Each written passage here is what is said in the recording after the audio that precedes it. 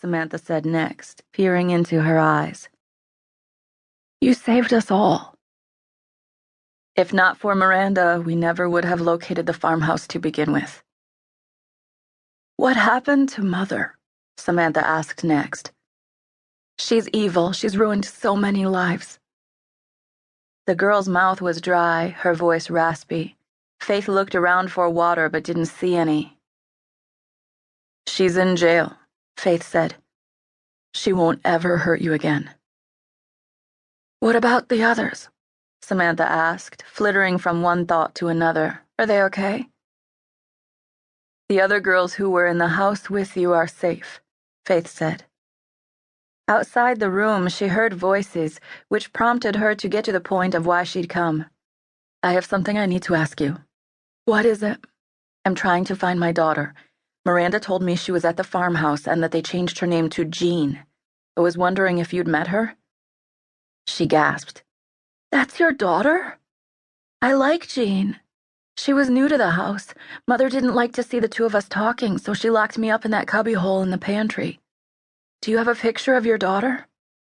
Samantha clicked a button attached to a thick cord hanging over the metal railing. The bedside light came on. Faith dug through her purse, pulled out one of her flyers, and handed it to Samantha. Yeah, that's her. I was hoping you might know something about where she is now. Jean wasn't there with the other girls? Faith shook her head. Samantha appeared visibly shaken by the news, and Faith didn't like that she'd upset the girl. But then Samantha's eyes widened and she said, You know, now that I'm thinking about it, I heard Mother talking on the phone that same morning before you arrived. Sometimes I think Mother would forget I was hidden away. Samantha scratched her arm close to where the IV needle was taped. Do you remember who she was talking to? Samantha shook her head at first, but then her eyes widened as a thought came to her. I don't know who she was talking to, but I do think the conversation had something to do with moving Jean. They do that sometimes, you know. Move certain girls from one house to another, especially if they believe a girl is too much trouble for one reason or another. She licked her lips again. I wish the bitch had moved me. That never would have happened, though. Mother didn't like me. She wanted me to suffer for refusing to obey her rules. More scratching. Do you have any idea at all where Diane Weaver might have been sending Jean off to? Is that Mother's name? Samantha asked. Diane Weaver? Faith nodded. Knowing Mother's name appeared to upset her. Samantha's eyes watered, and Faith reached for her hand and gave it a squeeze. I hate her, Samantha whispered. Faith understood all too well. Her heart went out to the girl. It was quiet for a long moment before Samantha spoke again. I'm sorry I'm not much help.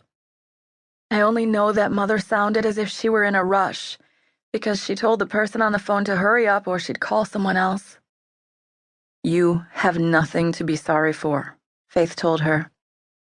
You're a brave young woman and you've been a tremendous help.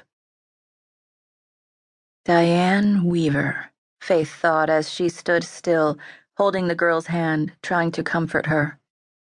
All the answers were locked up in prison with her. She needed to talk to Detective Uhatz and convince him to pay Diane a visit. Maybe he could get her to talk. The main light came on, fluorescent and bright. Faith squinted. A nurse walked inside and yanked open the curtain. What's going on? These are not visiting hours. This is the lady who saved my life, Samantha said to the nurse. I invited her here. She can stay. I'm sorry, the nurse told Faith, but you'll have to come back during visiting hours. You shouldn't be here. I could lose my job. Faith lifted her hands in surrender. It's okay. I'm going. She leaned over the railing, took hold of Samantha's hand and gave it a squeeze. Your mom has my number. Let me know if there's anything I can do for you. Anything at all. Samantha clasped both her hands around Faith's. Her eyes welled. What is it? Faith asked. Do you need help? She shook her head.